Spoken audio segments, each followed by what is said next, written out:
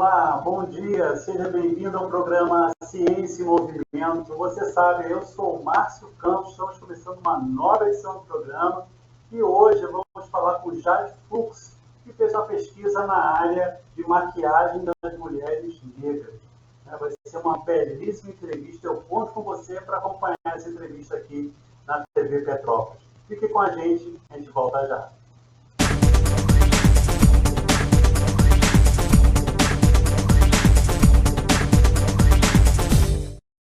Seu negócio teve que fechar as portas? Tá difícil anunciar a venda pela internet? Calma, nós podemos te ajudar.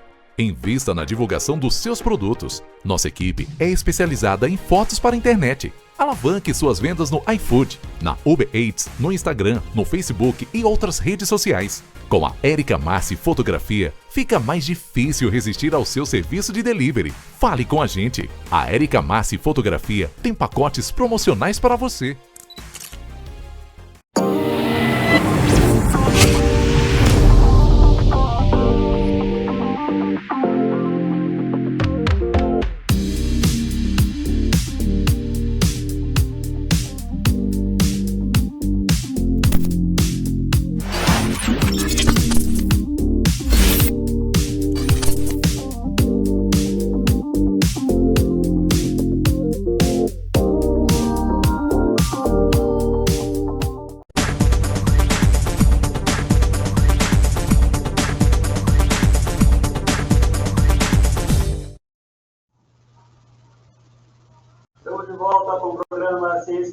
Eu sou o Márcio Campos, estamos começando mais uma edição do programa hoje, entrevistando Jade Fux, que vai conversar com a gente sobre o mercado de maquiagem de mulheres negras. Né? Mas antes de mais nada, eu gostaria que a Jade se apresentasse e falasse um pouco de como ela foi parar para fazer essa pesquisa sobre esse tema tão interessante. Seja bem-vinda, Jade. Olá, boa tarde a todos. Márcio, obrigada pelo convite. É muito bacana estar aqui podendo falar um pouquinho sobre a minha trajetória. Então, vamos começar, né?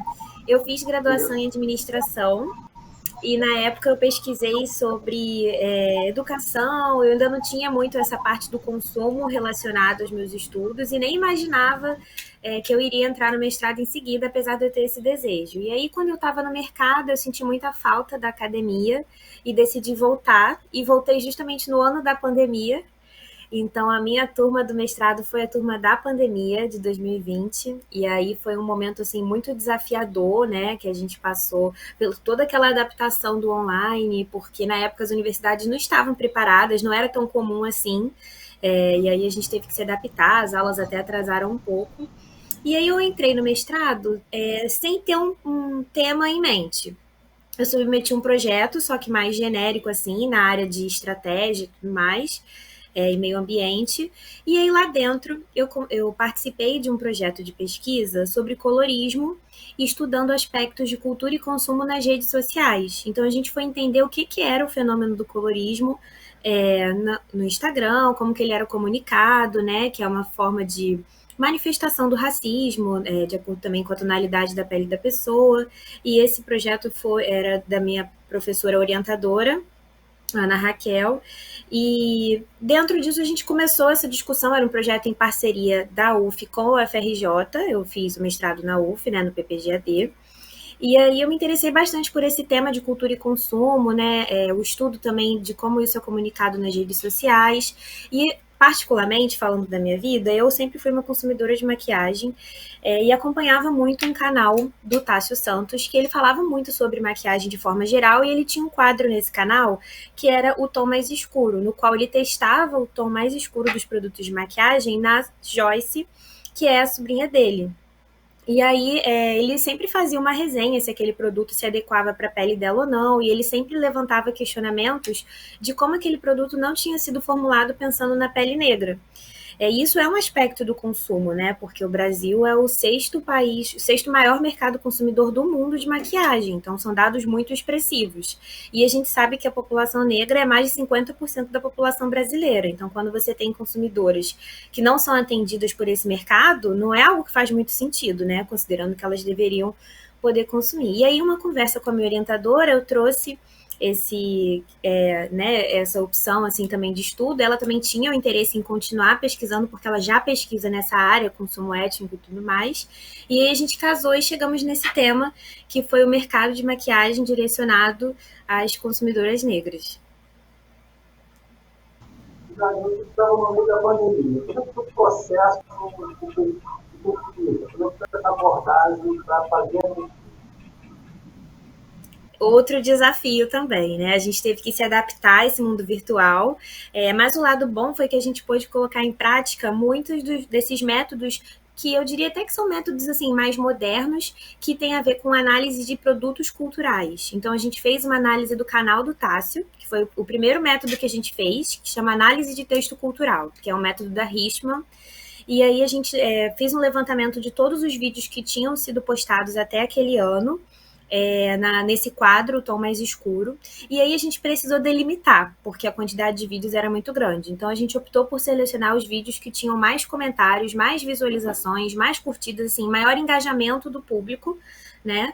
E aí, se não me engano, deram mais ou menos 23 vídeos dessa playlist. Eu assisti todos, e aí esse processo da Richman, a gente já assiste categorizando o vídeo. Então a gente separa em algumas categorias, né? Quem são os atores que estão participando do vídeo, qual é a temática, qual é o tom daquela temática, o que foi abordado, qual é o teor dos comentários, quantas curtidas, né? Quantos comentários, curtidas. Nesse caso do YouTube, acho que não dava para ver compartilhamentos, mas a gente começou com esse método para entender, né, qual que era esse panorama. Depois desse método, a gente foi para a etnografia no Instagram. Então, tentei analisar a hashtag base pele negra, porque a partir dos vídeos do Tássio, a gente percebeu que base, que é um produto que passa no rosto e que é do tom da pele, né, que é uma questão muito significativa, era um produto muito problemático no consumo para essas mulheres. E aí a gente foi para o Instagram para tentar entender o que era comunicado lá também. Isso tudo ali no auge da pandemia. E aí no Instagram a gente procurou essa hashtag base pele negra, levantamos as postagens que foram feitas no mês de novembro daquele ano, se não me engano foi novembro de 2021. Foram 2 anos de coleta de dados, essa pesquisa. E aí, em novembro de 2021, a gente... Em agosto começou a análise dos vídeos, aí agosto, setembro, ali outubro. Aí, novembro, dezembro, a gente coletou as postagens e analisou. E ali a gente viu também como que era comunicado, essa questão muito relacionada também a aspectos de colorismo, um letramento racial, empoderamento também, muitas mulheres negras ensinando outras mulheres a usar a maquiagem, como identificar um produto que servia para sua pele, que não acinzentava ou esbranquiçava a pele, trazendo esse questionamento à tona. Em 2022, que já começa a ter algumas liberações em relação à pandemia, a gente pôde ir a campo. Então, eu visitei lojas de maquiagem no centro de uma cidade da região metropolitana do Rio de Janeiro, para poder ver como que os produtos eram expostos, porque muitas das reclamações eram que não tinha nem como comprar o produto, que só tinha produto para pele branca nas lojas. E aí eu visitei algumas lojas, se não me engano, visitei 5 lojas, e realmente fotografei as lojas, conversei com as vendedoras. Foi uma observação participante, porque eu me identificava e até coletava informações das vendedoras para possíveis entrevistas, que foi o último passo dessa metodologia que a gente usou, né? Nós usamos 4 métodos. E aí realmente pude identificar que nas prateleiras dessas lojas tem muito mais produto voltado para a pele branca do que para a pele negra, e era sempre um discurso do tipo, vende muito rápido, as consumidoras compram em grande quantidade. E não é o que as consumidoras relatavam, né? E aí a gente partiu para o passo final, que foram as entrevistas, foi o quarto e último método. E aí nesse método foram entrevistadas 11 consumidoras, e aí foram entrevistas realizadas de forma online ao longo do ano de 2022 e o comecinho de 2023. E aí elas relatavam exatamente essa situação, né, desse processo de compra, como era difícil encontrar. Eu tive uma entrevistada que ela relatou que ela só encontrou uma maquiagem para a pele dela aos 50 anos, então era uma situação bem complicada. Eu acho que eu não estou ouvindo o seu som, Márcio. Isso, né? A gente estava falando aqui, essa parte conversar, a gente vai deixar para a segunda parte do programa. Né? Beleza. A gente intervala agora e volta com os resultados da sua pesquisa. Fique com a gente volta já.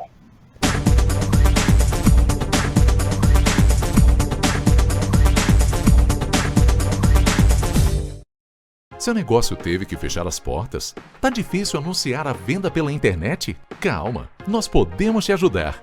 Invista na divulgação dos seus produtos. Nossa equipe é especializada em fotos para a internet. Alavanque suas vendas no iFood, na Uber Eats, no Instagram, no Facebook e outras redes sociais. Com a Érica Massi Fotografia, fica mais difícil resistir ao seu serviço de delivery. Fale com a gente. A Érica Massi Fotografia tem pacotes promocionais para você.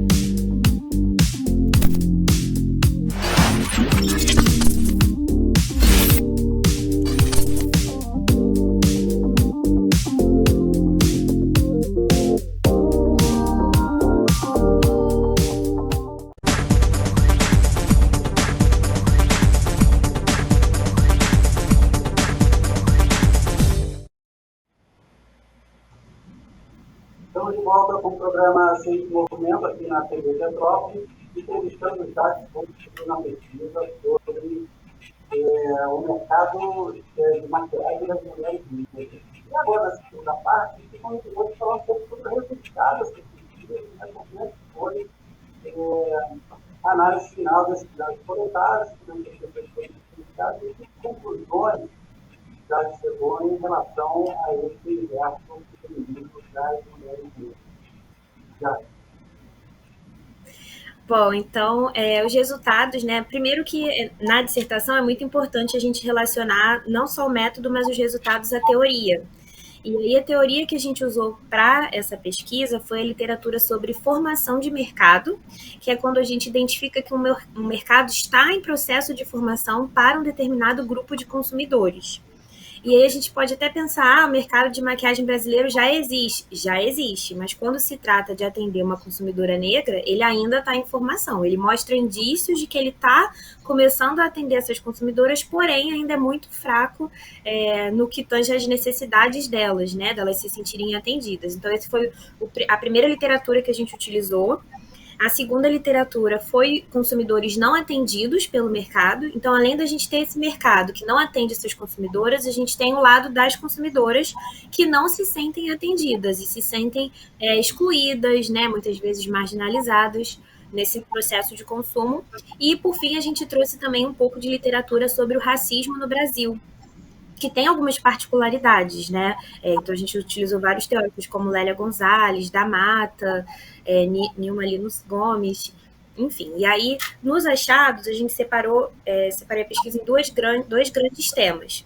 O primeiro é um aspecto mais voltado para o mercado, então a gente identificou que, de fato, no campo que a gente analisou, a gente tinha essas lógicas sendo reproduzidas, então tinha um racismo estrutural presente ali, na forma como os produtos eram expostos, na comunicação das marcas, até no atendimento das lojas, na ausência da oferta de produtos. Quando a consumidora queria comprar online, também era uma questão, então não era só uma coisa física, era uma questão também online. Muitas vezes a marca lançava um produto novo e ela não informava as consumidoras negras que só tinham sido lançados tons para peles claras. E aí essas consumidoras iam nas lojas comprar e não conseguiam consumir. Então, tem toda uma frustração ali. E o segundo tópico grande foi voltado mais para a experiência da consumidora. Então, a gente observou que para algumas consumidoras entrevistadas, elas relatavam que tinha toda uma jornada de consumo. Elas começavam a ter um interesse em maquiagem, às vezes, ali no início da vida adulta, final da adolescência, quando estavam entrando no mercado de trabalho, muitas vezes até por uma pressão estética, né, de ter uma necessidade, de uma pressão do mercado de estar, entre aspas, apresentável, né, nessa visão do mercado. E elas tinham um consumo muito frustrado, porque não encontravam um produto que se adequava à pele delas. Quando era um protetor com cor, também era uma questão. Inclusive, elas relataram outros produtos, para além da base, que traziam questões problemáticas. Então, às vezes, um batom que vem escrito lá que a cor é nude, é nude para quem, né? Era nude para uma pele branca. Então, para a pele negra, aquele tom não era um nude. Então, tem toda essa questão. Muitas delas nem usavam corretivo, por exemplo, né? Que, para quem não sabe, corretivo é uma maquiagem que a gente passa aqui assim, e elas não encontravam tonalidade para elas. Então, além da base, tinham todos esses problemas, pó facial também. Então, não era só um produto, né? Eram vários produtos. E como eu tinha iniciado lá um spoiler, né? Eu tive uma entrevistada que relatou que ela só encontrou um produto de maquiagem adequado para a pele dela aos 50 anos. Então, assim, são dados muito expressivos, né? E elas relatavam também que esse processo de encontrar uma maquiagem que se adequasse à pele delas estava muito relacionado a um processo muito particular delas, de se verem enquanto mulheres negras. Muitas passaram pela transição capilar, né, de deixar os cabelos naturais crescerem. Isso também influenciou na forma como elas iam consumir. Então, elas pensavam, eu não vou consumir uma base que não seja para minha pele, eu vou consumir um produto que seja para minha pele. E aí elas iam a campo, né, para poder tentar consumir esse produto, e muitas vezes não conseguiam, e até isso independente da classe social. Independente de ser uma loja de rua com uma maquiagem mais baratinha, até uma loja cara de shopping que vende maquiagem importada e luxuosa, elas passavam por esse tipo de constrangimento, né? Assim, as entrevistadas da pesquisa, né? Porque como eu utilizei métodos qualitativos, eu não posso generalizar eles, então eu estou falando aqui dentro do campo que a gente analisou na pesquisa. Então, elas relatavam que muitas vezes nessas lojas luxuosas, por exemplo, empurravam elas para pontos que eram de liquidação, de maquiagem mais na promoção, e isso tudo traz uma frustração para as consumidoras, né? Então, elas não se sentiam atendidas em relação a esse consumo de maquiagem, mas, por outro lado, um outro achado também que a gente trouxe relacionado à experiência delas é que essa maquiagem ela também é utilizada como uma fonte de empoderamento para essas mulheres. Então, elas terem uma maquiagem que servia para a tonalidade delas, que elas se sentiam mais belas, se sentiam mais... elas usavam até alguns termos como nirvana, né, assim, para descrever o momento que elas passavam pela primeira vez um produto que se adequava à pele delas. Então, e aí compravam mais de uma vez aquele produto quando acabava. Então, elas, né, manifestavam esse desejo de consumir e uma satisfação quando elas encontravam, mas era muito difícil encontrar. Então, quando elas encontravam, elas ficavam naquele produto. Mas teve essa identificação também dessa maquiagem como uma fonte de empoderamento, de valorização, né, dos traços negroides, da pele negra, da negritude delas. Então, foi nesses dois temas principais que a gente dividiu os achados. A própria pesquisa é bem singular nesse aspecto, né?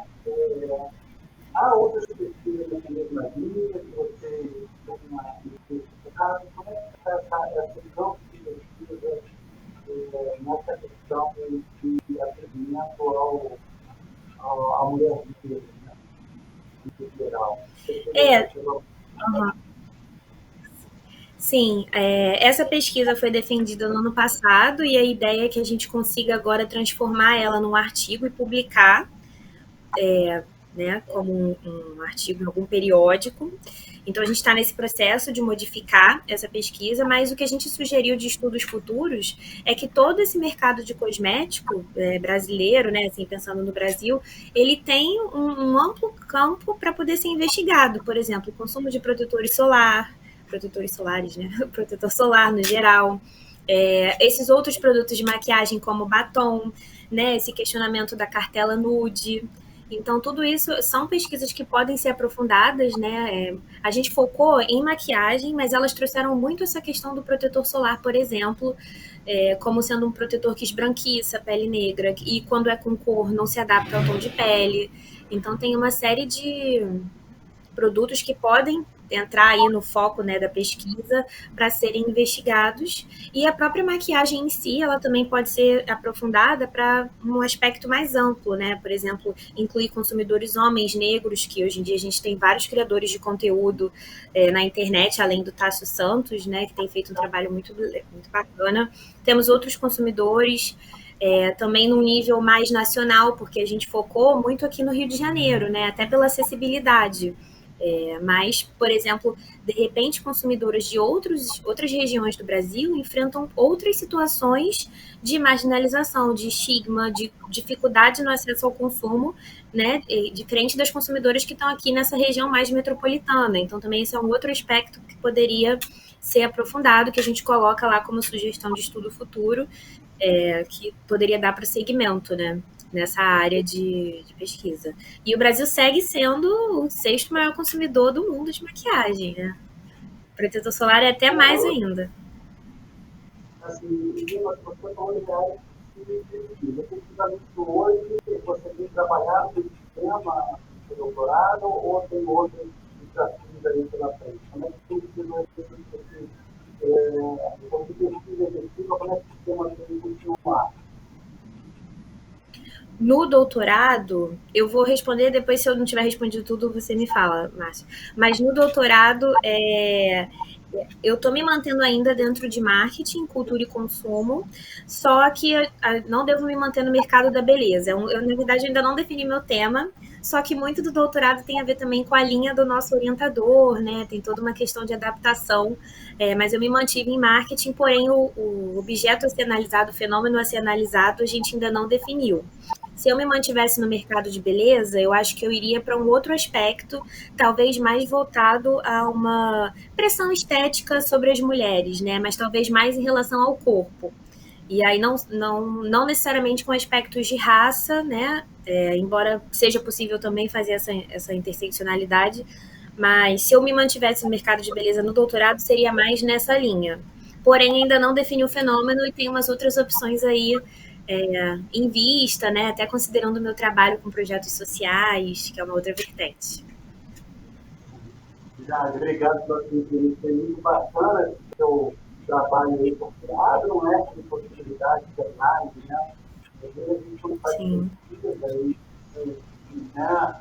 São várias nuances de pesquisa, tem importância investigar.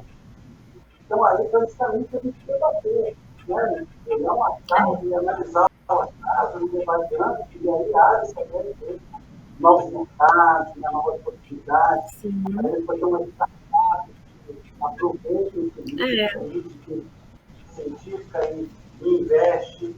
Então, assim, por isso que é importante a gente tivesse esse aspecto da realidade social brasileira para poder, né, contribuir com a melhoria da medicina de todos nós, né? Eu acho que é importante que um país desigual em vários sentidos, né? Parabéns pela sua pesquisa, fico feliz de ter registrado aqui no nosso programa. Né? A gente espera aí que uma próxima pesquisa futura a gente retorne aqui para mais sobre ciência, tecnologia e inovação e sociedade. Obrigado, Charles. Muito obrigada, Márcio, pelo convite. Encerrou já? Não ainda não. Posso falar? Posso fazer uma... tá. Não, só para agradecer pelo convite.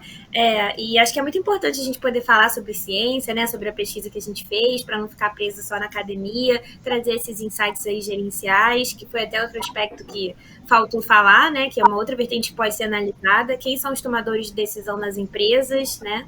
Mas, enfim, é isso. Então, muito obrigada novamente. Espero retornar. Obrigado, já. Obrigado a você também por ter sido um forte abraço. Tchau.